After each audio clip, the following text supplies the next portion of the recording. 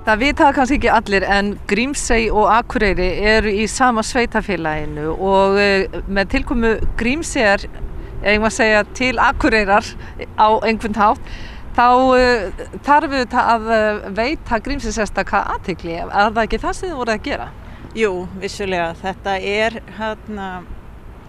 Þetta er auðvitað nyrsta byggðarlag Íslands og lítið samfélag sem býr þarna og við þurfum að hlúa því. Þetta er alveg einstakt. Það vita allir sem hafa komið einhvern tímann út í Grímsey að þetta er algjör perla þarna.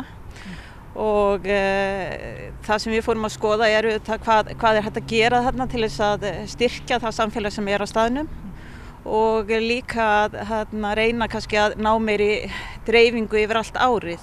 Málið er að flesti ferðamenn sem koma til Grímseyjar, þeir eru þarna aðallega yfir sumartímann. Það kannski tengir svolítið miðnætursólinni og fuglalífinu sem er hvað stærst frá apríl og fram í ágúst. En heimskautsbaugurinn, hann er þarna allt árið og þess vegna ákveðum við að skoða hann. Skoða hvað hægt væri að gera með þetta sérstaka fyrirbæri sem þarna er og þetta einstakt. Þetta er eini staðurinn á Íslandi þar sem að baugurinn sker land. Þannig að þar kom þessi hugmynd að skoða hann og reyna að gera eitthvað fyrir ferðaþjónustuna, vekja athygli á þessari flottu eyju og reyna að auka strauminn þarna og þá allt árið. Og hvernig voru viðtökur? Þær voru bara mjög góðar. Grímseyingar sjálfur, þeir taka hana öllu bara fegnissend og eru svo jákvæðir og þakklátir fyrir sem allt er fyrir þá gert og allar hugmyndir sem koma.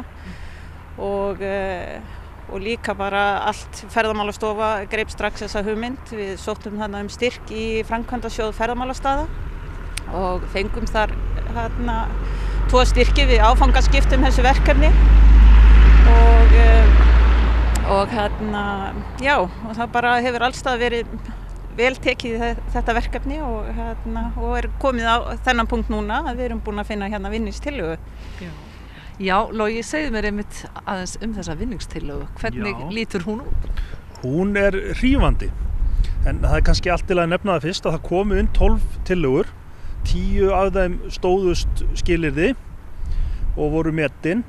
Það voru nokkrar góðar, en ein sem bar að mati dómnefndar og við vorum einróma í niðurstöðu okkar.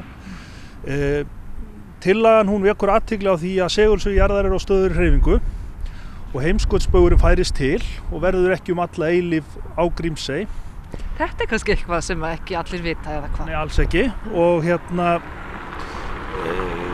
tillagan hún er 3 metra há, sirka grásteins kúla sem verður staðsett á heimskautsbaugnum og mun svo árlega vera færð að minnst okkar 15 metra með baugnum. Og það má eiginlega segja að listaverkið sé svona kannski rúmlega 30 ára gjörningur vegna þess að með tíð og tíma þá mun kúlan falla fram af klettum og hverfa í hafið og í slóðinnar kemur stígur úr rekaviðs drumbum sem mun þá kannski á endanum verða einu ummerki listaverksins. Og það sem er skemmtilegt við þetta er að þetta mun svo hvetja til árlegs viðburðar þegar heimamenn koma saman og finna út hvernig þeir koma nú kúlunni áfram. Þannig að þetta mun án efa vekja athygli og sá hluti verksins á sér kannski dálítið skírskotun í annað verk sem við þekkjum ágætlega Akureyringar sem er Íslandsklukkan og vill svo skemmtilega til að er eftir annan höfund þessarar tillögu líka. Já, komum við einmitt að því. Hverjir eiga þessa frumlegu hugmynd? Það var alveg sérstaklega ánægilegt þegar við áttuðum okkur á því hverjir höfðu sigrað vegna þess að eitt er að þá hugmynd og annað er svo að útfæra hana og það er náttúrulega það sem býður þessara listamanna núna og þeir eru ekki að vera endanum. Það er Kristinn R. Hafsson, myndhöggvari og listamaður sem gerði meðal annars Íslandsklukkuna og svo arkitektastofan Studio Granda sem er þekktust fyrir Ráðhúsið og Hæstarétt og fleiri byggingar. Þannig að við erum með afburðað fólk, þannig að ég held að niðurstaðan eigi eftir að verða okkur til mikil sóma.